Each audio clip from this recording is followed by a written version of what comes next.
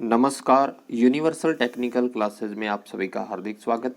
RCDF में आपको पता है fitter, welding, dairy technician, boiler operator, इन सब के अभी एग्ज़ाम बाकी हैं, इलेक्ट्रिशियन टेक्नीशियन के भी। तो जिसने अभी तक हमारे चैनल को सब्सक्राइब नहीं किया, सब्सक्राइब कर लीजिए। और आज जो हम डेयरी टेक्नीशियन के लिए लेके आए हैं मोस्ट इम्पोर्टेंट जो है वन लाइनर क्वेश्चन जो हैं, जो कि बहुत इम्पोर्टेंट है। और इसके बाद भी हम और वीडियो लेके आएंगे। और जिसने अभी तक चैनल को सब्सक्राइब नहीं किया, सब्सक्राइब कीजिए, लाइक कीजिए और शेयर कीजिए। और इसका जो पीडीएफ है वो सारा का सारा आपको नीचे डिस्क्रिप्शन में टेलीग्राम चैनल का लिंक दिया गया है। टेलीग्राम चैनल को ज्वाइन कीजिए और वहाँ से डाउनलोड कर सकते हो आप। आज का जो पहला है हम देखते हैं अपेक्षित घनत्व। अपेक्षित घनत्व जो है स्पेसिफिक ग्रेविटी। स्पेसिफिक ग्रेविटी का एक याद रखना, इसकी यूनिट लेस होता है, ये इसकी कोई यूनिट नहीं होती। ठीक है, ये बात ध्यान रखनी है। अब यहाँ पे हम बात कर रहे हैं दूध का अपेक्षित घनत्व क्यों मापते हैं, मिलावट जानने के लिए। फिर वेरी इंपॉर्टेंट जो है अपेक्षित घनत्व ज्ञात करने की विधियां कौन कौन सी हैं। आरडी बोतल द्वारा, वेस्टफॉल बैलेंस द्वारा और लैक्टोमीटर विधि। और लैक्टोमीटर विधि जो है सबसे ज़्यादा मोस्ट इम्पोर्टेंट जो यूज़ की जाती है, क्योंकि ये विधि जल्दी रिजल्ट दे देती है। और आरडी बोतल जो है अपने आर्किमिडीज ने जो कुछ सिद्धांत दिए थे बोतल के, तो उससे संबंधित ये विधि है। इसके बाद जो है सेम क्वेश्चन पूछा गया है लैक्टोमीटर का यूज़ क्यों किया था। इसके बाद मेन इम्पोर्टेंट जो है लैक्टोमीटर पर निशान कितने होते हैं। लैक्टोमीटर पर 0 से 40 निशान होते हैं, ये बात का ध्यान रखना है। और जो नेक्स्ट क्वेश्चन है थर्मो लैक्टोमीटर किसे कहते हैं। इसकी जो ऊपर है थर्मामीटर साथ में लगा होता है, जिसका प्रयोग सबसे बड़ा फायदा होता है तापक्रम लेने में। अलग से थर्मामीटर की आवश्यकता नहीं होती। दूध का तापक्रम लेने के लिए कौन सा थर्मामीटर, डेयरी फ्लोटिंग थर्मामीटर का यूज़ करते हैं। एलआर और सीएलआर का। एलआर होती है लैक्टोमीटर रीडिंग और सीएलआर होती है करेक्टेड लैक्टोमीटर रीडिंग। और ये जो रीडिंग है ये रीडिंग ली जाती है 68 डिग्री फ़ारेनहाइट पर और 20 डिग्री सेंटीग्रेड तापमान पर दूध का अपेक्षित घनत्व ज्ञात किया जाता है। जिसमें हम पढ़ते हैं जो गाय है उसके दूध का अपेक्षित घनत्व होता है 1.028 से 1.030 तक। और जो भैंस का होता है, यह है गाय का, भैंस का जो होता है उसका होता है 1.030 से 1.032 तक। ये बात ध्यान रखनी। नेक्स्ट हम चलें एलसीआर में, इसमें अंतर ही पढ़ रहे थे। अब देखिए 68 डिग्री फ़ारेनहाइट। इसके बाद देखिए दूध के तापक्रम को लैक्टोमीटर रीडिंग 68 डिग्री फ़ारेनहाइट पर ठीक से लेते हैं। यह दूध का तापक्रम फ़ारेनहाइट से अधिक हो तो ली गई रीडिंग में प्रत्येक फ़ारेनहाइट तापक्रम वृद्धि के लिए 0.1 जोड़ देते हैं। यदि इससे कम हो तो 0.1 घटा देते हैं। यानी कि 68 डिग्री से ऊपर टेम्परेचर है, चाहे नीचे हो, उसमें प्लस माइनस 0.1 जोड़ दिया जाता है और कम कर दिया जाता है। ये बात ध्यान रखनी। इसके बाद हम बात करें, यहाँ पर एक वेरी इंपॉर्टेंट है, लैक्टोमीटर रीडिंग को करेक्ट करते समय उसमें 0.5 क्यों जोड़ते हैं। ये एक करेक्शन फैक्टर है लैक्टोमीटर का। करेक्शन फैक्टर का मतलब क्या होता है वो समझते हैं। जब लैक्टोमीटर को दूध में डुबोते हैं तो कैपिलरी अट्रैक्शन के कारण जो है स्तंभ के संपर्क में आते ही दूध की सतह जार की सतह से थोड़ा ऊपर उठ जाती है। जैसा कि हम देखते हैं इस प्रकार से ये जो लेयर बन जाती है इस टाइप से, केशिकत्व जिसे हम कहते हैं, ये ध्यान रखना है।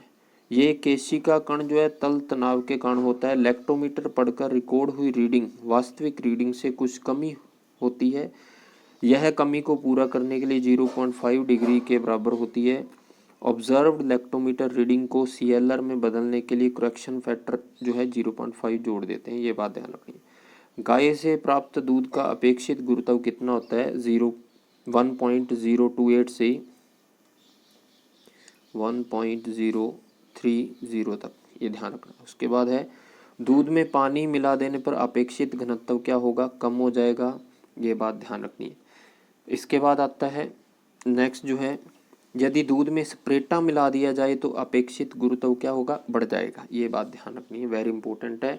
एक चीज़ और ध्यान रखनी है, जो स्पेसिफिक ग्रेविटी है ये टेम्परेचर के क्या होती है, विलोमानुपाती होती है, ये बात ध्यान रखना है। नेक्स्ट है दूध से चिकनाई निकाल देने से अपेक्षित गुरुत्व घटता है या बढ़ता है, क्योंकि बढ़ जाएगा, SNF जो है अपेक्षित गुरुत्व अधिक हो जाएगा। SNF मिला देंगे तो भी अपेक्षित गुरुत्व बढ़ेगा, ये ध्यान रखना है। क्या आप दूध धोने के तुरंत बाद नहीं, 1 घंटे बाद जो हम उसका अपेक्षित घनत्व ज्ञात करेंगे। ताज़े दूध जो होता है उसमें हवा के बुलबुले होते हैं जिससे लैक्टोमीटर रीडिंग सही नहीं आएगी। दूध को लैक्टोमीटर में डालते समय सही तापकरण कितना होता है, 68 डिग्री फ़ारेनहाइट 20 डिग्री सेंटीग्रेड पर, यह बात ध्यान रखनी है। उसके बाद है दूध के अपेक्षित गुरुत्व का तापक्रम पर क्या प्रभाव पड़ता है। दूध का तापक्रम बढ़ने से अपेक्षित गुरुत्व कम होती है, अभी बताया था ना। स्पेसिफिक ग्रेविटी जो है इसके विलोमानुपाती है टेम्परेचर के। टेम्परेचर बढ़ेगा तो स्पेसिफिक ग्रेविटी कम होगी, टेम्परेचर कम होगा तो स्पेसिफिक ग्रेविटी बढ़ेगी, ये ध्यान रखना। इसके बाद दूध से क्रीम निकाल कर उसमें क्रीम तथा सप्रेटा दोनों मिला दिए जाए तो अपेक्षित गुरुत्व क्या होगा, लगभग शुद्ध दूध के समान हो जाएगा। इसके बाद बात करें हम दूध में वसा परीक्षण की जाती है उसकी चिकनाई की प्रतिशत मात्रा ज्ञात करने के लिए। वसा परीक्षण की जो विधियाँ वेरी इंपॉर्टेंट है, एक है ग्रेविमेट्रिक, वॉल्यूमेट्रिक और इनडायरेक्ट, ये ध्यान रखना है वसा परीक्षण के लिए। और इसके लिए अपने जो है वसा के लिए गर्बर मशीन का जो यूज़ करते हैं। गर्बर मशीन जो होती है वॉल्यूमेट्रिक विधि की गर्बर विधि पे काम करती है। वॉल्यूमेट्रिक विधि जो है गर्बर मशीन पे गर्बर मीटर का यूज़ करते हैं, जिसके लिए ब्यूटारोमीटर यूज़ किया जाता है। ब्यूटारोमीटर जो है उस पर निशान जो होते हैं 0 से 10 तक होते हैं, और क्रीम ब्यूटारोमीटर जो है उसका होता है 60 से 70 तक निशान। देखिए वेरी इंपॉर्टेंट है, दूध वाले ब्यूटारोमीटर पर 0 से 10 निशान, क्रीम ब्यूटारोमीटर 60 से 70, सप्रेटा ब्यूटारोमीटर पे 0.4 से 0.5% तक के निशान लगे होते हैं। ब्यूटारोमीटर में H2SO4 क्यों मिलाते हैं, जिससे दूध जो है फट जाए।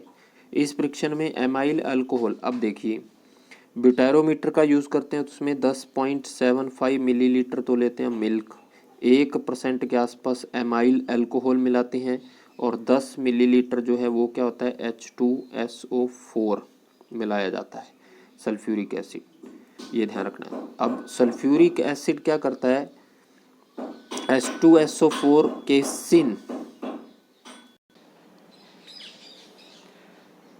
केसिन को H2SO4 जो है घोलकर वसा निकालता है और एमाइल अल्कोहल इस क्रिया को संपन्न करती है, ये बात ध्यान रखिए। ब्यूटारोमीटर में दूध को सीधा न छोड़कर दीवार के सहारे क्यों डालते हैं, ताकि दूध एकाएक सल्फ्यूरिक अम्ल में मिलने न पावे और ऊपरी सतह पर तैरता रहे। गर्बर सेंट्रीफ्यूज मशीन जो है उसकी जो वेरी इंपॉर्टेंट है, उसकी RPM 1100 चक्कर पर काम करता है। इस प्रयोग में काम आने वाले हॉट वाटर बाथ जो है उसका टेम्परेचर वेरी इंपॉर्टेंट है भाई। गर्बर मशीन में ब्यूटारोमीटर जो है वो 65 से 70 डिग्री सेंटीग्रेड जो है हॉट बाथ टब में रखा जाता है, ये बात ध्यान रखनी, ये टेम्परेचर नोट कर लेना।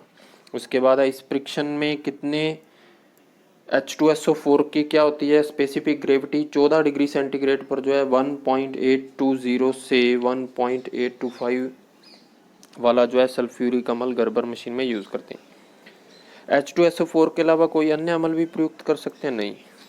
उसके बाद है HCl दूध से हल्का होता है, HNO3 से वसा के गलने का भय होता है, ये दोनों अम्ल हम यूज़ नहीं कर सकते। H2SO4 जो है परफेक्ट होती है, ये ध्यान रखें। उसके बाद है दूध में यदि पानी मिला दिया जाए तो इसकी चिकनाई की प्रतिशत कम हो जाएगी। पानी मिलाने से दूध का आयतन बढ़ जाता है, चिकनाई की जो प्रतिशत पहले थी आयतन में थोड़े आयतन में भी जो है अधिक आयतन में हो जाएगी। उसके बाद है 1.825 अपेक्षित गुरुत्व वाला H2SO4 कैसे तैयार किया जाता है। 10 मिलीलीटर डिस्टिल वाटर, 90 मिलीलीटर उसमें कंसनट्रेट H2SO4 सांद्र H2SO4 मिलाते हैं। वसा परीक्षण हेतु गर्बर विधि में 11 मिलीलीटर दूध क्यों लिया जाता है। मिल्क बुटारोमीटर पर लगा हुआ प्रत्येक चिन्ह जो है 0.125 मिलीलीटर का होता है। इम्पोर्टेंट है ये, पूछ सकता है कि बुटारोमीटर जो है मिल्क वाला, उस पे निशान कितने में मिलीमीटर में होते हैं, ये ध्यान रखना है। इसके अतिरिक्त बुटारोमीटर में वसा का घनत्व जो है 150 डिग्री फ़ारेनहाइट 65 डिग्री सेंटीग्रेड पर 0.9 ग्राम प्रति मिलीलीटर के बराबर होता है। अतः 1% के अनुरूप वसा का भार जो है 0.1125 ग्राम के बराबर हुआ। इस प्रकार लिए जाने वाले दूध का भार जो है 11.25 ग्राम के बराबर हुआ। 68 फ़ारेनहाइट पर शुद्ध दूध का औसत अपेक्षित गुरुत्व जो है 1.03 होता है और 11.25 ग्राम वाले दूध का आयतन जो है तो 10.9 मिलीलीटर के बराबर हुआ। यदि आयतन हमें ब्यूटारोमीटर में वसा निकालने के लिए लेना चाहिए, इसके लिए 11 मिलीलीटर वाला पिपेट ही ठीक होगा, क्योंकि 11 मिलीलीटर पिपेट में 10.9 मिलीलीटर दूध ही ब्यूटारोमीटर में इतना ही दूध जाएगा, ये ध्यान रखना है। शेष 0.1 मिलीलीटर पिपेट के अंदर रह जाएगी। इसके बाद हम बात करें कुल ठोस पदार्थ की। दूध के टोटल सॉलिड से जो है उसका मतलब क्या है, टोटल सॉलिड ज्ञात करने की विधियां जो हैं ये ध्यान रखना है। रिचमंड स्केल विधि, ग्रेविमेट्रिक विधि, ये दोनों ध्यान रखनी। रिचमंड स्केल सबसे ज़्यादा प्रयोगशाला में यूज होती है, ग्रेविमेट्रिक विधि। इसके बाद जो है टोटल सॉलिड की गणना जो है मिलावट जानने के लिए शुद्ध दूध के कुल ठोस के अंदर जो है औसतन 13.2% गाय के दूध में होता है। दूध के टोटल सॉलिड निकालने के क्या सिद्धांत होते हैं?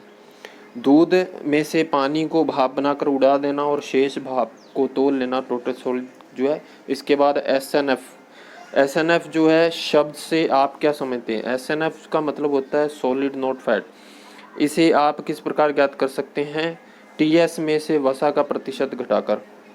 शुद्ध एसएनएफ जो होती है इसमें औसतन जो है 8.5% या लगभग 9% के आसपास होती है। दूध से यदि पानी मिलाया गया तो एसएनएफ पर क्या प्रभाव पड़ेगा? एसएनएफ की प्रतिशत मात्रा क्या हो जाएगी? कम हो जाएगी। पानी मिलाने से दूध का आयतन बढ़ जाता है। आगे हम देखते हैं, नेक्स्ट देखिए लैक्टोज। लैक्टोज जो होता है दूध के अंदर मिठास पैदा करने वाले पदार्थ, और लैक्टोज जो है कौन सी विधि द्वारा ज्ञात कर सकते हैं? वॉल्यूमेट्रिक, पोलरीमेट्रिक, ग्रेविमेट्रिक विधि से। और प्रयोगशाला में सबसे ज़्यादा वॉल्यूमेट्रिक विधि का यूज़ करते हैं लैक्टोज को निकालने के लिए। दूध में लैक्टोज की प्रतिशत क्यों ज्ञात करते हैं? जिससे उसकी दूध शक्कर का पता लग जाता है। गाय के दूध में लैक्टोज का प्रतिशत लगभग जो है 4.6% तक होता है। लैक्टोज जो है अल्फा लैक्टोज मोनोहाइड्रेट या जल योजित अल्फा लैक्टोज के नाम से जाना जाता है। लैक्टिक एसिड फर्मेंटेशन से आपका क्या मतलब है? दूध में मौजूद लैक्टिक एसिड बैक्टीरिया की क्रिया के द्वारा लैक्टोज का लैक्टिक एसिड में बदलना लैक्टिक एसिड फर्मेंटेशन कहलाता है। फर्मेंटेशन हो गया किण्वन, ये बात ध्यान रखनी। कॉमर्शियल लैक्टोज किस प्रकार से तैयार किया जाता है? जो औद्योगिक लैक्टोज होती है इसे पनीर जल वे, पनीर से जो वे निकलती है उससे बनाते हैं। कमर्शियल लैक्टोज बनाने के लिए सेंट्रीफ्यूगेशन द्वारा पनीर जल को वसा रहित करके कड़ाहों में गर्म करके क्रिस्टल के रूप में सुखा लेते हैं। इसे शुद्ध करने के लिए पानी में पुनः रिसाइक्लेशन करके कोयले चारकोल द्वारा बिरंगीकरण डिकलराइजेशन किया जाता है, ये बात ध्यान रखनी है। उसके बाद लैक्टोज के कुछ भौतिक गुण होते हैं। लैक्टोज का रंग सफेद, स्वाद मीठा, यह ठंडे पानी में 16% और गर्म पानी में 40% तक घुल जाता है। गर्म एसिटिक एसिड में यह खूब घुलनशील है, अल्कोहल और ईथर में नहीं घुलता। लैक्टोज की उपयोगिता जो है औषधि निर्माण, बेबी फूड, गाय के दूध को स्त्री के दूध समान बनाने में, शरीर में कैल्शियम फास्फोरस के अवशोषण, विटामिन, प्रतिजैविक पदार्थों के संश्लेषण और वसा उपापचयों में लैक्टोज विशेष उपयोगिता होती है। दूध में लैक्टोज की मात्रा ज्ञात करने के लिए मेयर्स अभिकर्मक तथा गंधक अम्ल को क्यों मिलाते हैं? दूध में उपस्थित प्रोटीन और वसा को अवक्षेपित करने के लिए। डिसिपेट करने के लिए ये ध्यान रखना है। 1 मिलीलीटर N/10 आयोडीन कितने ग्राम लैक्टोज के बराबर होता है? 0.01705 ग्राम लैक्टोज। इसके बाद हम बात करें तो गणना करते समय N/10 आयोडीन की मात्रा को 0.0682 से क्यों मल्टीपल किया जाता है? क्योंकि अनुमापन करने के लिए हमें यहाँ 25 मिलीलीटर फिल्ट्रेट लिया है और गणना प्रतिशत में है 100 मिलीलीटर में करनी है, तो इसके लिए 0.01705 को गुणा करके जो है 0.0682 कार एक फैक्टर बनाया गया है, ये ध्यान रखना है। लैक्टोज की प्रतिशत निकालने के लिए सूत्र में 3 अंक क्यों प्रयोग किए जाते हैं? क्योंकि दूध में 3% प्रोटीन होती है। दूध में प्रोटीन तथा वसा प्रिसिपिट करके निस्यंद फिल्ट्रेट लिया गया था। इसने जो आयतन घेर लिया था उसको छूट देने के लिए, ये ध्यान रखना है। इसके बाद खनिज पदार्थ की बात करें, खनिज लवण जो होते हैं इससे दूध में इनकी प्रतिशत कितनी होती है उसको ज्ञात किया जाता है। औसतन दूध में 0.75% होते हैं। दूध में खनिज कौन कौन से होते हैं? Calcium, phosphorus, sodium, potassium. इसके अलावा कार्बोनेट दूध में पाए जाते हैं। और इसके अलावा लोहा तो न के बराबर होता है, ये बात ध्यान रखनी है, लोहा और विटामिन सी। ठीक है, ऊँटनी के दूध में विटामिन सी पाई जाती है। Zinc, cobalt, molybdenum, boron, bromine, ये सारे ध्यान रखना है, सूक्ष्म तत्व होते हैं। दूध में अम्लता उत्पन्न करने वाले लवण कौन से है? Phosphate, chloride, sulphate, citrate. इसके बाद है दूध में पाए जाने वाले कुछ क्षारीय लवणों के नाम बताइए। Sodium, potassium, calcium. दूध में कैल्शियम तथा फास्फोरस कितने प्रतिशत मात्रा होती है? 0.126 से 0.217% कैल्शियम और फास्फोरस जो है 0.257% तक। RM वैल्यू एंड पोलस की मान वेरी इंपॉर्टेंट है ये, इसका पहले भी वीडियो बनाया, जिसने नहीं देखा वो देख लीजिए। RM वैल्यू 5 ग्राम चिकनाई से प्राप्त जो है वाष्पशील तथा पानी में घुलनशील वसीय अम्लों को उदासीन करने के लिए जितनी N/10 क्षार खर्च होता है उसे उसका RM वैल्यू कहते हैं। इसकी गणना जो है दूध वसा का गुण जानने के लिए की जाती है। गाय और भैंस के घी का औसतन RM मान, गाय का जो है 26 और भैंस का जो है 34.5 तक होता है, ये बात ध्यान रखनी है। RM वैल्यू, वसा में RM वैल्यू किस प्रकार निकालते हैं? एक विशेष उपकरण पोलंस्की एपैरेटस के द्वारा जो है ज्ञात की जाती है। इस विधि में प्रयोग होने वाले H2SO4 कौन सा होना चाहिए? H2SO4 ऐसा हो कि 40 मिलीलीटर मात्रा 50% NOH की 2 मिलीलीटर मात्रा को उदासीन करने में सक्षम होनी चाहिए। उसके बाद है इसमें प्रयोग में ट्राइट्रेशन के लिए कौन सा क्षार प्रयुक्त होता है? N/10 bohrium hydroxide. टाइट्रेशन करते समय एंड पॉइंट कैसे जाना जाता है? घोल में हल्का गुलाबी रंग आने पर। क्या बोरियम हाइड्रोक्साइड के अलावा कोई अन्य क्षार भी प्रयुक्त कर सकते हैं? इसके अलावा हम N/10 NaOH जो यूज़ कर सकते हैं। डिस्टिलेशन करते समय क्या सावधानी बरतनी चाहिए? गैस बर्नर को जो है नियंत्रित करने के लिए और 19 से 21 मिनट में 110 मिलीलीटर डिस्टिलेट इकट्ठा हो जाए, इस प्रकार से कंट्रोल करना चाहिए बर्नर को। शुद्ध मक्खन का जो है RM वैल्यू 26 से 28 के बीच होता है। मिलावट का मक्खन की RM वैल्यू जो है क्या हो जाएगी? मक्खन में जितनी अधिक मिलावट होगी उस अनुपात में RM वैल्यू कम हो जाएगी। पोलंस्की मान जो है 5 ग्राम वसा से प्राप्त वाष्पशील जल में घुलनशील वसीय अम्लों को उदासीन करने में जितने N/10 क्षार की आवश्यकता होती है उसे उसका पोलंस्की मान कहते हैं। इसकी गणना जो है बटर फैट की जांच करने के लिए गाय तथा भैंस के घी का पोलंस्की मान, गाय का 1.5 से 2.5, भैंस का घी जो है 1.0 से 2.5 के मध्य होता है।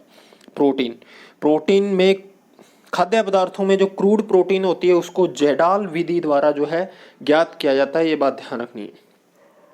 जेडाल विधि क्या होती है? जेडाल विधि जो है खाद्य पदार्थों में उपस्थित नाइट्रोजन H2SO4 के संपर्क में आती है, अमोनियम सल्फेट बन जाता है और NaOH में डालकर इस प्रकार अमोनियम सल्फेट का डिस्टिलेशन करने पर अमोनिया गैस बनकर गोल पेंदों वाले फ्लास्क के ऊपर उठती है जो कि नली से कंडेंसर में पहुंचती है। कंडेंसर में बहते हुए पानी द्वारा यह कंडेंसर से होकर बीकर में H2SO4 द्वारा शोषित कर ली जाती है और N/7 H2SO4 के 1 मिलीलीटर में नाइट्रोजन 0.002 ग्राम होती है। ये बात ध्यान रखनी है। जेडाल फ्लास्क में कॉपर सल्फेट तथा सोडियम और पोटेशियम सल्फेट का मिश्रण क्यों डालते हैं? सोडियम अथवा पोटेशियम सल्फेट H2SO4 का क्वथनांक बढ़ाने के लिए डालते हैं। वेरी इंपॉर्टेंट लाइन है। सोडियम अथवा पोटेशियम को H2SO4 का क्वथनांक बढ़ाने के लिए, ताकि प्रोटीन शीघ्र अधिकतम ऑक्सीकरण हो सके। कॉपर सल्फेट इस प्रक्रिया में एक कैटलिस्ट का काम करता है, कैटलिस्ट उत्प्रेरक का काम करता है। यह मिश्रण जेडाल फ्लास्क में तरल पदार्थ को गर्म करते समय उसकी बंपिंग को भी कम करता है। सैंपल के पाचन के लिए जेडाल फ्लास्क में कौन सा सल्फ्यूरिक अम्ल नाइट्रोजन रहित गाढ़ा सल्फ्यूरिक अम्ल? सैंपल का जेडाल फ्लास्क में पाचन करते समय किस बात का ध्यान रखना चाहिए? बर्नर धीमी लो पे होना चाहिए। प्रारंभ में धीमी लो क्यों रखनी चाहिए? उफान खाकर जेडाल फ्लास्क से बाहर ना आ जाए। फ्लास्क में पाचन कब समाप्त करना चाहिए? जब उसमें एक भी काला कण न रह जाए, उसमें रखा तरल पदार्थ बिल्कुल साफ एवं कुछ हल्के नीले रंग में दिखाई दे। ये बात ध्यान रखनी। इसके अलावा डिस्टिलेशन करते समय घोल पैंदे वाली फ्लास्क में क्या प्रतिक्रियाशीलता होगी? सोडियम हाइड्रोक्साइड फ्लास्क में मौजूद अमोनियम सल्फेट अपनी क्रिया करते हैं। ये बात ध्यान रखनी है।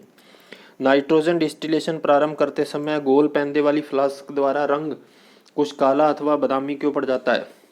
कॉपर की काली ऑक्साइड बन जाने के कारण एक परत जम जाती है। टाइट्रेशन करते समय जो है अंतिम बिंदु आ गया तो इसके लिए भूसे जैसा रंग देखकर जो है पता लगाया जा सकता है।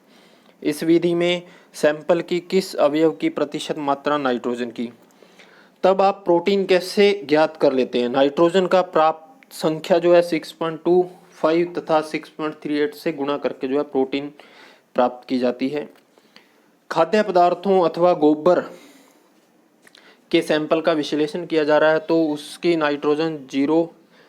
नाइट्रोजन को 6.25 से गुणा करते हैं, क्योंकि आमतौर पर इसकी प्रोटीन 16% नाइट्रोजन, प्रोटीन में 16% नाइट्रोजन है। दूध का सैंपल यदि लिया गया तो उसमें प्राप्त नाइट्रोजन की प्रतिशत मात्रा जो है 6.38 से गुणा करते हैं, क्योंकि दूध प्रोटीन में 15.68% नाइट्रोजन होती है। इस प्रयोग में N/7 अम्ल तथा क्षार के स्थान पर क्या कोई अन्य शक्ति यूज कर सकते हैं? यस, ये ध्यान रखना है।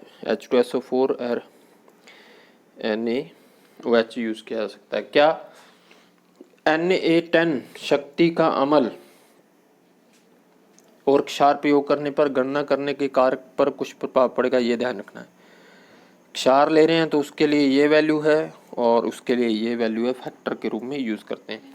ये थे बच्चों आज के जो है इम्पोर्टेंट क्वेश्चन डेयरी टेक्नीशियन से, जिसमें हमें वसा, लैक्टोज, अम्लता, इन सब के बारे में पढ़ा, कुछ वीडियो के बारे में पढ़ा। इसके बाद जो वीडियो आएंगे वो इससे इम्पोर्टेंट है, जो आपके बॉयलर वगैरह हैं, रेफ्रिजरेशन सिस्टम यूज़ किया जाता है डेयरी के अंदर, उन सभी के बारे में हम चर्चा करेंगे।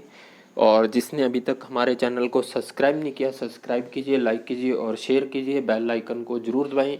इसका PDF जो आपको टेलीग्राम चैनल पे मिलेगा, यूनिवर्सल टेक्निकल क्लासेस। धन्यवाद।